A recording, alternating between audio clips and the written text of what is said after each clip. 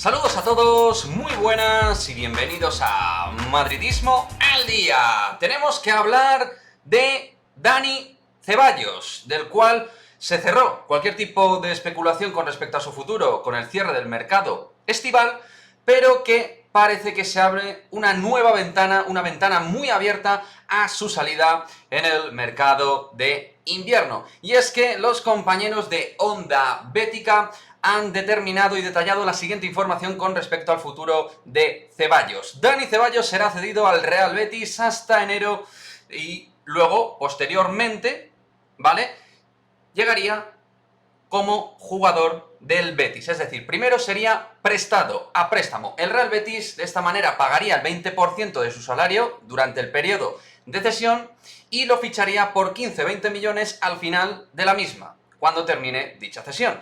Y a pesar de que el contrato de Ceballos con el Real Madrid finaliza en 2023, insisto, en 2023 le quedaría un año de contrato, el Betis tendría una cláusula que le obligaría a pagar esa cuantía que oscilaría entre los 15 y los 20 millones de euros. Analizando esta operación en las partes correspondientes, en las tres partes correspondientes, Betis, Dani Ceballos y Real Madrid, pienso que todas las partes saldrían ganando. Eso en resumen. Y en detalle, a nivel analítico, en primera instancia, el Betis, que ahora mismo está tieso económicamente, no podría abordar una operación de peso para su economía, como sería pagar entre 15 o 20 millones de euros, incluyendo la parte salarial de Dani Ceballos.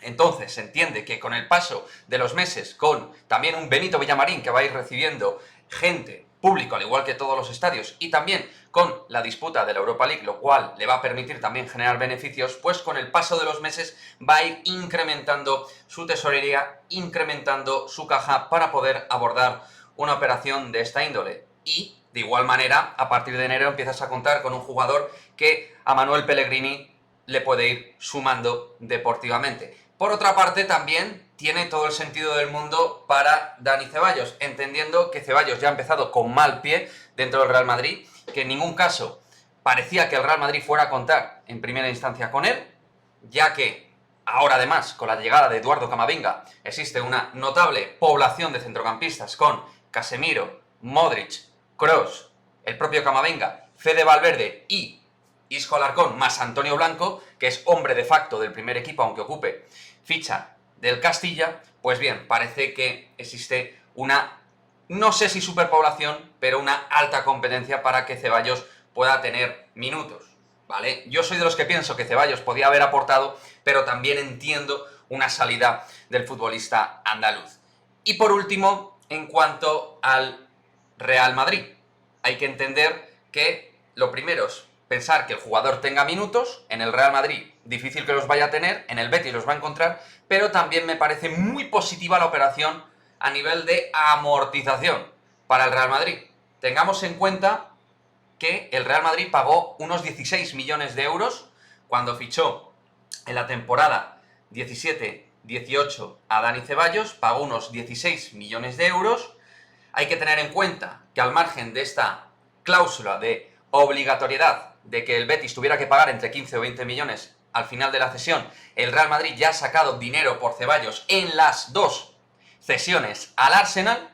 Ahí también ha sacado dinero, por lo que a nivel de amortización económica la operación casi que le quedaría más bien, o sin más bien, le quedaría en positivo.